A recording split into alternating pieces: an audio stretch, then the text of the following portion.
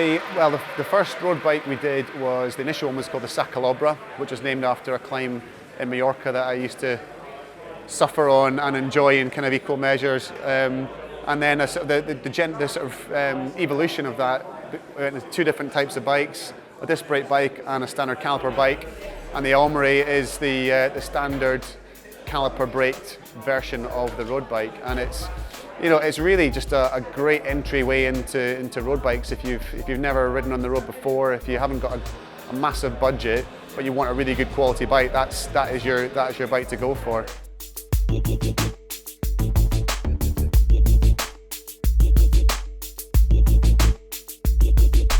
Chris does strongly believe, and I agree, that at around this sort of £1,000, £1,500 price point, it can be difficult to persuade a customer to buy an aluminium bike over a carbon bike. But I've always thought it's better to have a really good quality aluminium frame than a very low-end carbon bike. Often the good quality aluminium bike will be lighter than the lower-end carbon bike. It's cheaper to produce, it's cheaper to make, but you actually get a better ride out of it.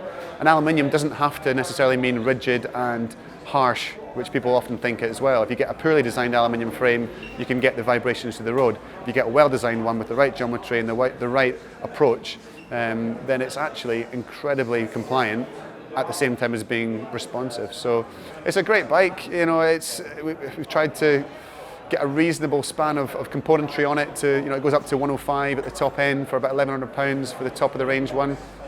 But it'll do 95% of what a £5 road bike will do, but you don't have to break the bank to get one.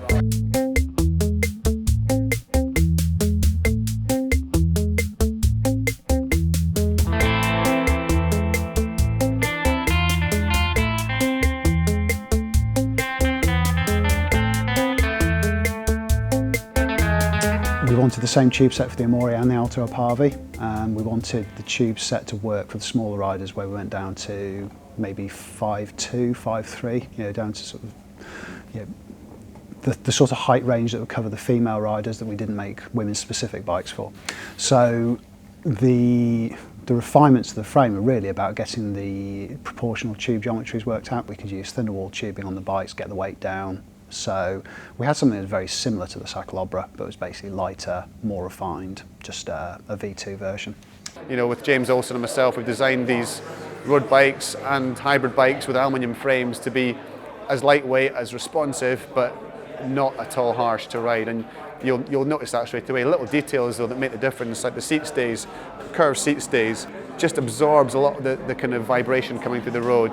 And the geometry too helps, which makes the overall riding experience a lot better.